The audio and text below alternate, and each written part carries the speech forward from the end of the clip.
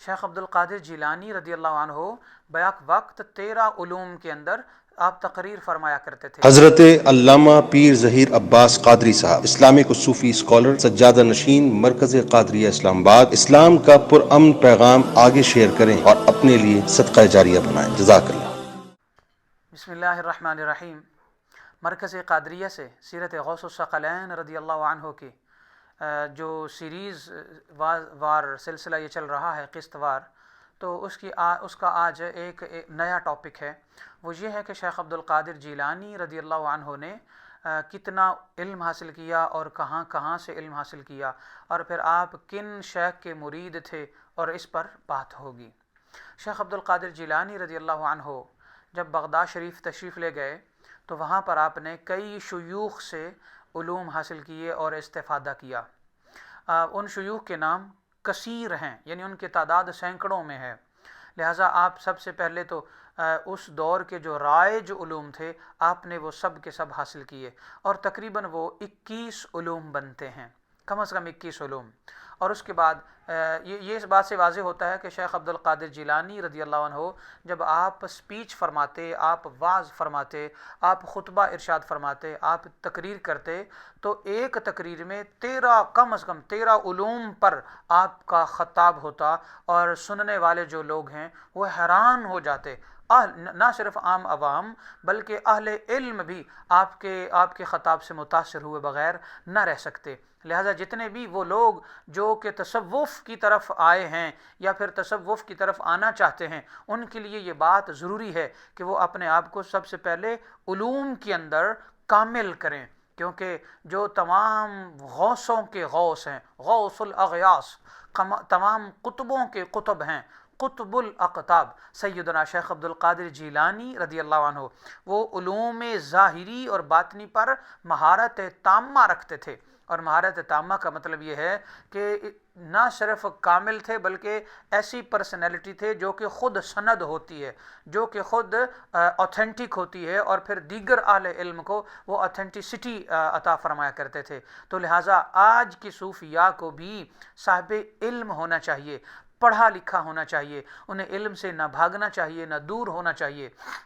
جتنے بھی صاحبزادگان آج کے دور میں ہیں، یا سجادہ نشینان ہیں، یا پیران اعظام ہیں، ان کے لیے یہ بات لازم ہے، لازم کہ جتنے بھی آج کے زمانے کے رائج علوم ہیں زمانے کے اندر، سب سے پہلے وہ ڈگریاں حاصل کریں، پھر ان کے ساتھ ساتھ جو دینی علوم کی ڈگریاں ہیں وہ حاصل کریں، پھر ان ڈگریوں کے ساتھ ہی ساتھ روحانی طور پر اپنی تربیت اپنے شیخ سے، اپنے مرشد سے، یا پھر اگر شیخ والد ہیں یا جو بھی ہستی ہیں ان سے روحانی تربیت حاصل کریں، تب جا کر وہ کسی مقام پر پہنچیں گے۔ اور اگر وہ علم میں ناقص رہے، ریسرچ میں ناقص رہے، تو پھر ان کی بات میں بھی اثر نہیں ہوگا، ان کے کلام میں بھی اثر نہیں ہوگا۔ تو ایک جاہل صوفی کہاں تک امت کی رہنمائی کر سکتا ہے؟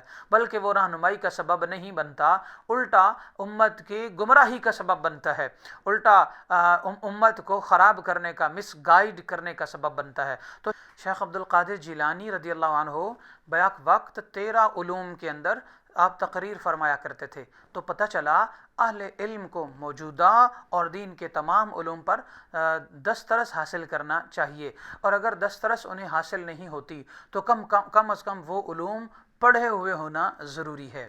دوسری بات یہ ہے کہ شیخ عبد القادر جیلانی رضی اللہ عنہ نے جب آپ درس نظامی مکمل آپ نے پڑھ لیا اور علوم دینیہ اور روحانیہ پر دسترس حاصل کر لی، تو پھر آپ نے ایک مدرسہ قائم کیا بغداد شریف کے اندر، تو اس مدرسے کا نام رکھا جامعہ نظامیہ۔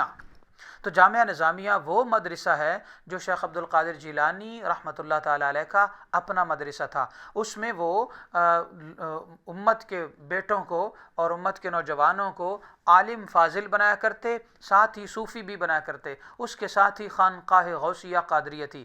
جامع مسجد غوث الاعظم آج بھی بغداد شریف کے اندر، خانقاہ قادریہ آج بھی بغداد شریف کے اندر موجود ہے۔ تو اس سے ہمیں یہ درس ملتا ہے کہ جتنے سب سے بڑے اللہ کے ولی ہیں وہ ان کے زمانے سے لے کر آج تک، اور آگے حضرت سیدنا امام مہدی علیہ الصلوۃ والسلام تک، اور پھر اس کے بعد تک، تو انہوں نے جب دین کا کام شروع کیا تو مدرسہ بنایا، علم کی یونیورسٹی بنائی اس دور کے اندر. تو ہمیں اہل علم کو اس سے سبق حاصل کرتے ہوئے یہ کرنا چاہیے کہ اگر ہم یہ چاہتے ہیں کہ ہم حقیقی معنوں میں دین کا کام کریں تو آج کے زمانے میں ہمیں اسلامک کالجز، اسلامک یونیورسٹیز بنانی چاہیے. اس زمانے میں چونکہ سائنسی اور دینی علوم الگ الگ نہیں ہوئے تھے، یہ تو نان مسلمز کی اور یوں کہہ لیں کہ عیسائیوں اور یہودیوں کی سازش ہوئی کہ جس سے مدرسے کو ڈی گریڈ کر دیا گیا دینی علوم کو، اور اسے علم رہنے ہی نہیں دیا گیا، اور پھر جتنی بھی ہنر کی ڈگریاں تھیں انہیں اپ گریڈ کر دیا گیا، اور اس کے بعد پھر ان ڈگریوں کی ہی آگے پروموشن ہوتی چلی گئی. اور آج کے دور میں ہنر مند تو سارے ہیں، وہ خود کو اہل علم سمجھتے ہیں. انہیں ڈگریوں کی بدولت انہیں تنخواہیں اور بڑے بڑے عہدہ جات اور ساری فیسلٹیز ملتی ہیں، مگر علم ان ڈگریوں کا نام نہیں. علم قرآن و حدیث کے علم کا نام ہے اصل میں. تو اس لیے آج کے زمانے میں صوفیاء کو اور آستانوں کے جو سجادہ نشینان ہیں اور پیران اعظام ہیں انہیں چاہیے کہ علمی مراکز قائم کریں، کالجز اور یونیورسٹیز قائم کریں، جس کے اندر موجودہ علوم جو زمانے کے اندر ہیں، سائنسی علوم، ان کو بھی پڑھایا جائے، اور پھر دینی علوم، قرآن و حدیث اور درس نظامی اور عالم فاضل جن سے لوگ بنتے ہیں اور دین کا علم حاصل کرتے ہیں، پھر تصوف کی ٹریننگ ہوتی ہے. یہ سارا کچھ ہونا چاہیے، تب جا کر تصوف کا کام حقیقی معنوں میں ہوگا، وگرنہ ہر جگہ کمی رہ جائے گی اور پھر نئے نئے فتنے امت کے اندر پیدا ہوں گے. ہمارے لوگ آج کل اس میں سستی برت رہے ہیں اور سستی کا شکار ہیں، سوائے چند ایک انٹرنیشنل لیول کے مشائخ کے. تو وہ جو مشائخ اعظام اپنے آستانوں کے ساتھ ساتھ علم کی خدمت بھی کر رہے ہیں، یقیناً وہ قابل تعریف ہیں، اور یقیناً ان کا یہ احسن ترین اقدام ہے. اور جو پیران اعظام صرف لنگر تقسیم کرتے ہیں اور صرف 11ویں شریف کا اہتمام کرتے ہیں، صرف لوگوں کے اندر تعویذ بانٹتے ہیں، تو انہیں چاہیے کہ وہ بہت بڑی کمی کا شکار ہیں. وہ ساتھ ساتھ دینی علوم کی خدمت بھی کریں اور خود بھی حاصل کریں. یہی حضور غوث پاک رضی اللہ عنہ کا پیغام ہے. اگلی بات یہ ہے کہ شیخ عبد القادر جیلانی رضی اللہ عنہ جو ہیں، انہوں نے باقاعدہ طور پر روحانی طور پر بھی خرقہ خلافت جو ہے وہ حاصل کیا. ان کے جو مرشد تھے ان کا نام ہے حضرت شیخ قاضی القضاء، اپنے زمانے میں چیف جسٹس تھے ان کے، شیخ عبد القادر جیلانی رحمۃ اللہ علیہ کے شیخ. تو ان کا نام ہے قاضی القضاء ابو سعید مبارک. ابو سعید جو ہیں وہ ان کا کنیت تھی، تو ان کا اصل نام ہے مبارک. حضرت شیخ قاضی القضاء ابو سعید مبارک بن علی مخزومی رحمۃ اللہ تعالی علیہ، یہ شیخ عبد القادر جیلانی رحمۃ اللہ علیہ کے مرشد گرامی ہیں، اور ان سے ہی آپ نے خرقہ خلافت حاصل کیا. ان کا میں تھوڑا سا تعارف آپ کے سامنے رکھتا ہوں، پھر آپ کی جو سند خلافت ہے روحانی طور پر وہ بھی پیش کرتا ہوں. حضرت ابو سعید مبارک بن علی مخزومی رحمۃ اللہ علیہ صاحب کمال بزرگ تھے اور چیف جسٹس تھے.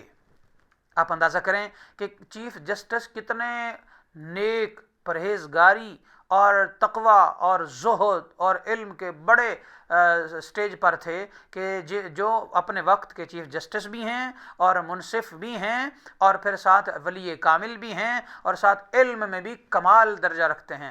کاش آج ہمارے ججز اور جسٹس اس سے سبق حاصل کر لیں کہ ان کا کردار اور ان کی روحانیت اور تقوی اور زہد کس لیول کا ہونا چاہیے. پھر حضرت خضر علیہ السلام کے ساتھ آپ کی اکثر ملاقاتیں ہوتی تھیں، اور اسی طرح آپ کا جو مسلک ہے وہ حنبلی تھا، یعنی آپ حنبلی المذہب تھے. جس طرح کے 4 فقہ ہیں نا، حنفی، حنبلی، مالکی، شافعی، تو حضرت شیخ ابو سعید مبارک جو ہیں وہ حضرت امام احمد بن حنبل رحمۃ اللہ علیہ کے فقہی مسلک کے قائل تھے. اور شیخ ابو الحسن الحکاری سے آپ بیعت تھے. جناب سیدنا غوث الاعظم رضی اللہ عنہ جو ہیں، آپ نے ان سے خرقہ خلافت حاصل کیا تھا. اور خرقہ کہتے ہیں جبہ، یعنی وہ جبہ عربی جو مرشد پہنائے اور پھر سر پہ دستار بھی سجائے. آج کل تو روحانیت میں جبہ اور دستار کے ساتھ ساتھ سند خلافت بھی دی جاتی ہے، اس زمانے میں بھی تھی، میں ابھی پیش کرتا ہوں. تو خرقہ خلافت ان سے حاصل کیا. جب سیدنا غوث الاعظم رضی اللہ تعالیٰ عنہ نے اللہ سے عہد کیا کہ یا رب العالمین مجھے تیری ذات پر بڑا توکل اور بھروسہ ہے، اور میں تب تک نہیں کھاؤں گا جب تک تیرے خاص بندے آ کر خود مجھے کھلائیں اور پلائیں نہ، تب تک میں کچھ نہیں کھاؤں پیوں گا۔ تو پھر یہ حضرت شیخ ابو سعید مبارک بن علی مخزومی رحمۃ اللہ علیہ ہی ہیں جو تشریف لائے حضور غوث پاک رضی اللہ تعالیٰ عنہ کے پاس، پھر انہیں اپنے گھر لے گئے اور آپ کی دعوت کی۔ یہ روحانی طور پر انہیں پتہ چلا تھا، تو پھر انہوں نے حضور غوث پاک رضی اللہ تعالیٰ عنہ کو اپنے ہاتھوں سے کھانا کھلایا، اور حضرت ابو سعید مبارک رحمۃ اللہ علیہ سن 513 ہجری کو آپ کا انتقال ہوا۔ اسی طرح شیخ ابو سعید مبارک جو ہیں ان کی سند یعنی شیخ عبد القادر جیلانی رحمۃ اللہ علیہ کی سند خلافت پیش کرتا ہوں۔ شیخ قاضی القضات ابو سعید مبارک بن علی مخزومی، انہوں نے شیخ ابو الحسن علی بن یوسف القرشی الحکاری سے خلافت حاصل کی۔ انہوں نے شیخ ابو الفرح طرطوسی سے کے ہاتھ پر بیعت کی اور خلافت حاصل کی۔ شیخ طرطوسی نے شیخ ابو بکر شبلی رحمۃ اللہ علیہ سے، اور انہوں نے شیخ ابو القاسم جنید بغدادی رحمۃ اللہ علیہ سے، اور انہوں نے حضرت شیخ سری سقطی رحمۃ اللہ علیہ سے، اور انہوں نے شیخ معروف کرخی رحمۃ اللہ تعالیٰ علیہ سے، اور انہوں نے حضرت شیخ داؤد طائی رحمۃ اللہ علیہ سے، اور انہوں نے شیخ حبیب عجمی رحمۃ اللہ علیہ سے، اور انہوں نے شیخ حسن بصری رحمۃ اللہ علیہ سے، اور انہوں نے سیدنا امیر المؤمنین علی المرتضیٰ شیر خدا رضی اللہ عنہ سے خرقہ خلافت حاصل کیا، اور پھر حضرت علی المرتضیٰ شیر خدا رضی اللہ تعالیٰ عنہ نے حضور سید الانبیاء خاتم النبیین حضور رحمت للعالمین محمد مصطفیٰ احمد مجتبیٰ صلی اللہ تعالیٰ علیہ وآلہ وسلم کے ہاتھ پر بیعت کی ہوئی تھی، اور پھر آقا علیہ السلام سے خرقہ خلافت حاصل کیا ہوا تھا۔ تو یہ شیخ عبد القادر جیلانی رحمۃ اللہ علیہ کا سلسلہ روحانی جو ہے وہ سلسلہ تصوف اور سلسلہ طریقت کی جو سند ہے یہ وہ سند ہے۔ یہ سند ہر روحانی شخصیت کے پاس ہونا ضروری ہے، ان کا سلسلہ جہاں جہاں سے بھی ہوتا ہوا آقا علیہ السلام کی بارگاہ تک پہنچے، یہ ہونا ضروری ہے۔ اور یہ وہ مبارک اور مقدس نام ہیں کہ جن ناموں کے لینے سے رب کائنات دعائیں بھی قبول کرتا ہے اور مشکلات بھی ٹالتا ہے۔